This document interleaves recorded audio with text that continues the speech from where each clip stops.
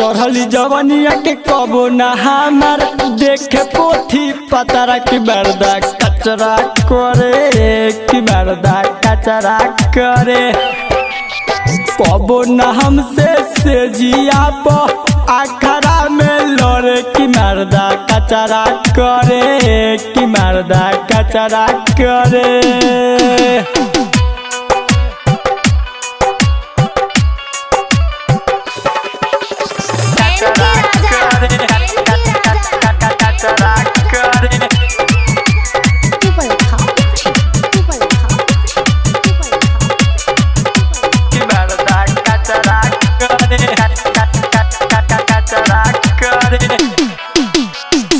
चोली के चौतारा पढ़ेला चोली चलीसा ओए है चोली के चौतारा ए सखी चोली के चौतारा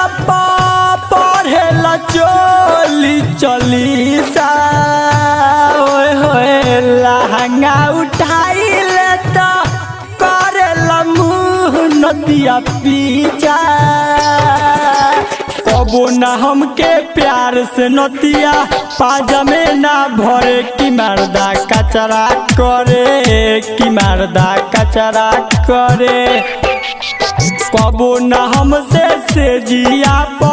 आखरा में लड़े की मर्दा कचरा करे की मर्दा कचरा करे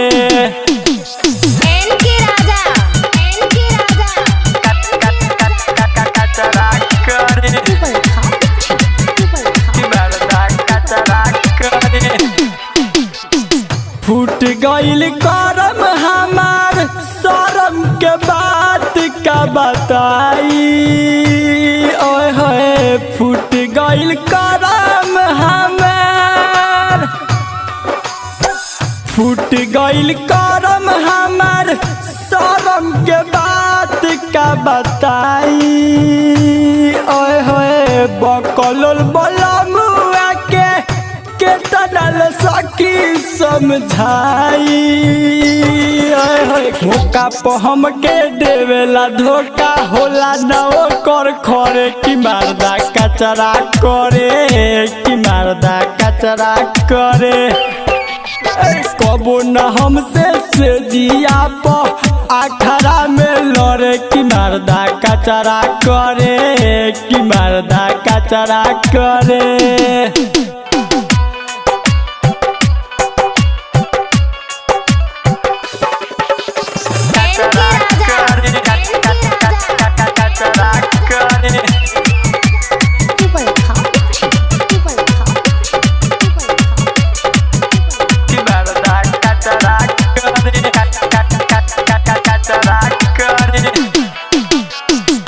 वैद हकीम डॉक्टर